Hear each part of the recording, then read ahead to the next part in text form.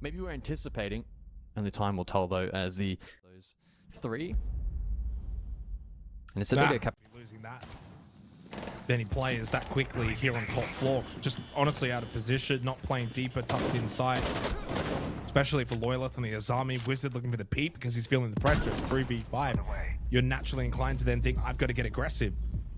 Snow finally gets the first kill for Arcade here on the defense. 2v4. Not impossible on this site, but they've given up a lot of space. Full Mez control through Ops. Bathroom as well for APAC. No Candelas left. Into Mask now. Wettables for the plant. No chance to really deny.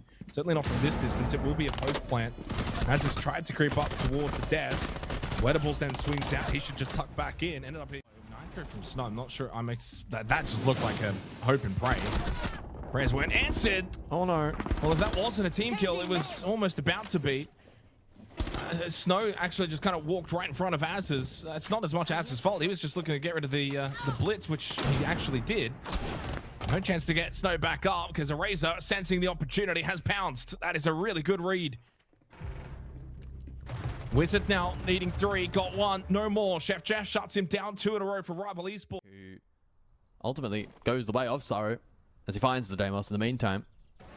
That's quite a big little individual play from him and does complicate the round significantly. We'll see Rival try and shift into gear, change plans on the fly, but it isn't working. There we go. Finally some success for them. Rival really actually got stalled out massively by Saro on the Bandit. And that was the change up in this round. Eventually goes down to Eraser, who needs to get 3 more. 30 seconds to do so.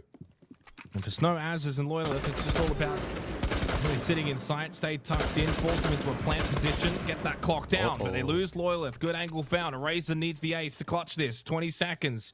Time continuing to expire. No utility remaining for anyone inside of the server. Snow and Az's will just hold the ankles. Eraser is crawling on in. And if he oversteps this, though, will be dead. And Snow, patience will shot. And from there, the round just fell apart. Fight will eat the call. And he's pretty low on health. That'll put him down to like basically 1 HP. Well, there's the call onto Snow plus the push. They do the same thing I was talking about. The flank going down from ACOG over towards Lab. Chef Jeff covering from above. His help at the moment hasn't been needed. That call now rings out onto Az's again. This time doesn't even get to answer the call. So much pressure from Rival. First floor, knowing that it is that large stack above, and ACOG's going to get the plant down. Like, this shouldn't really be possible. Certainly without the Sens, there was a little bit of pressure above. But the fact that we're in a post-plant 5v5 bunks briefing, I mean, it's just a testament to Rival's ability to push into the building, get these good positions, read the defense, and also the inability for Arcade to react to what's happening. Yeah, they're looking at a lot stronger, a lot more comfortable in this matchup so far tonight. HP on ACOG, and that's the only one that comes to mind. Well, they're trying to put a little bit more pressure into Ops, but they did lose Wizard to Wettables, and then just Syro runs into the gun of ACOG. Static answers the call. Does Chef Jeff get the angle in time? He's over towards bunk at the moment, so no. Oh, okay. Proxy falls asleep. Oh, and Az is able to get 2. Well, Chef Jeff now makes his way up. Does have the time. Has the freest kill as well onto Az's. Headphones mustn't have been plugged in because it should have made some noise. There's a vault over just in time. Bringing around the Rosie. Chef Jeff spots Snow, but Snow hits the damage into Chef Jeff. 2 defensive rounds. Rival, though, for me, are in the hot seat. They're fine. 4 rounds. You can almost inadvertently put them on 6. It was this, sorry, that was the F, not mine. I'm so used to the payload meta at the moment. Creep up from Wizard through the hallways. Proxy ready for this one. Yes, he is. And he gets the second for good measure. Thought it back onto the window for 3. Spots the kit, and with 30 seconds left, knows that he can just play this for his life for as long as possible and make the task ever more difficult for Arcade. Frag grenade to flush his position. Doesn't do much to dislodge him. Creep up in the hallways coming from Loyalist. Yet to find a kill, but full health. Or is that yet another frag grenade? But a beautiful swing, and the timing is perfect from Proxy. Has played this perfectly. Job done from him. He'll get a rest. And his team will get the round win. Slither. Impact. Not quite confirmed. Does have to be a little cautious, but able to get the feet. Chef Jeff as well in the meantime found one, so quickly flips the rival and Proxy doubles down Arcade. They're still holding quite a lot of space on this first floor, making it very difficult for Arcade, just suffocating. That's Kid as well. Chef Jeff calls it out. This. It's an easy double swing. Both sides are covered. Snow is aware of it. Does get a freebie on the Chef Jeff. Plays out. Snow has 12 seconds. His front foot touching the flames. Now his whole body. Chef Jeff calls it early. Snow, I think, might just save the KD at this point. There's 3 seconds left. Wanted one more. ACOG gets him on the swing. It's 6-2. We'll see how they look to convert this, though, into pressure onto ACOG, especially over the woods green. That should be a kill. And indeed, it's converted. So a 5 versus 3. The sense goes without saying.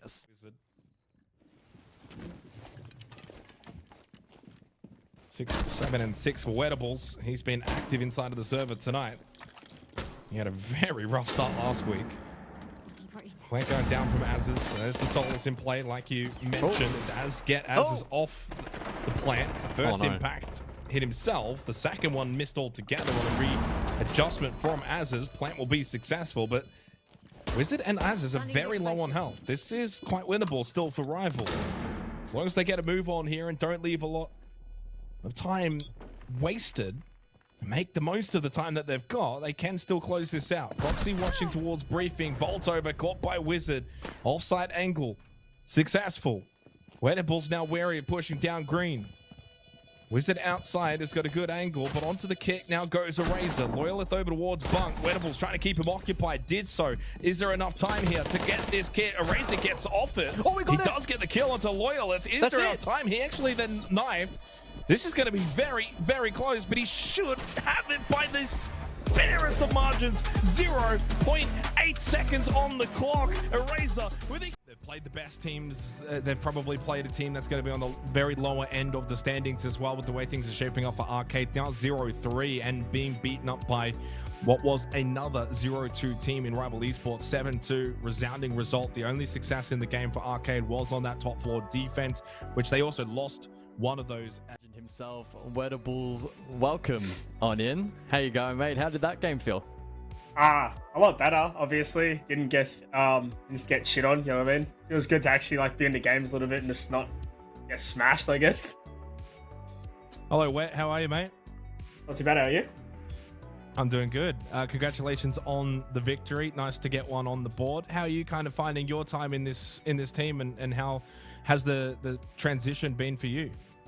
Obviously, you know, I'm no longer on the scoreboard as much, but you know, that's part of like the maturing, I guess, as you get older. That's what you said on GG as well. Yep.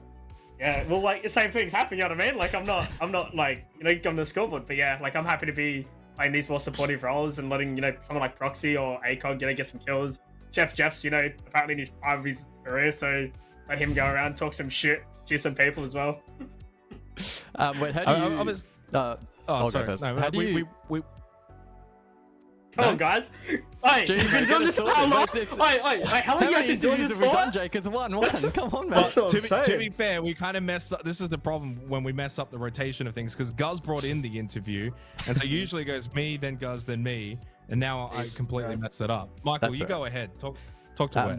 I want to talk about sort of week one and how you assess that, right? Because we've sort of been framing it as the two best teams. It's kind of understandable that you guys had a rough ride. Do you see it in the same light, or are you guys disappointed and expecting to do better against the top teams? Well, the way we see it was we brought in ACOG like in literally the last like 48 hours of the roster lock, because Killerman had some personal problems going on, he couldn't play.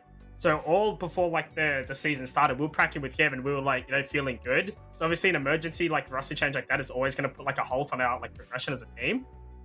As well as I was stressing myself out a lot with like trying to help ACOG as much as I can to understand everything. So I gelling and more focusing on like making sure he was all right than my own performance. After those two games, we went back, we spoke about it. It was more, I just need to shut up and play the game. And they wanted to raise it to get back to being the primary IGL. So we did that for a week and it's feeling a lot better. And I'm able to, you know, not be as stressed out as worrying about like the overall game and just my own like little circle. Obviously, you guys can now kind of look to the rest of the stage now without having to worry about the likes of EP, Chiefs, right? The real big heavy hitters. But, you know, you play Man LFO tomorrow. They've been in some pretty good form. And where do you kind of put yourself as a team around the rest of the group now that's all fighting for top 4? This is not like last stage where, you know, 6 out of the 7 got to go through. This is kind of a brutal stage. Do you kind of just look at it as, you know, one game at a time, as everyone is saying, and feel like you can kind of beat anyone on your day? Well, in BO1's literally like, you know, anyone can beat anyone in BO1s, right? Like, that's not where as we saw before. Yeah, exactly. Like, you know, like it's not really a test. I feel like BO1s are like, if you can be literally on like play with the best team in the world, and you can lose to the shittest team in the world. The way you need to actually be the better team is in BO3s, and that's where it will show. So I think for us is literally just focus on getting to playoffs, get more reps with ACOG in the team, and like have all like our issues ironed out by then. And then hopefully by BO3s we're able to take it to like EP and Chiefs, and you know, go for one of those spots for EWC. I think that's the right attitude to have, mate. Anything you'd like to say before we let you go? Yeah, shout out you guys, shout out Rival, and no one said this yet, but can we get a shout out for Supremacists for stepping in when Brendan was actually like going through some medical reasons? Like, they might have lost, but like better give some like, you know, respect on Supremacists coming in. He definitely did his best, certainly in that second half, and certainly on short notice. So exactly. Well said, Wet. Thank you so much for coming on, and hopefully we can chat to you again.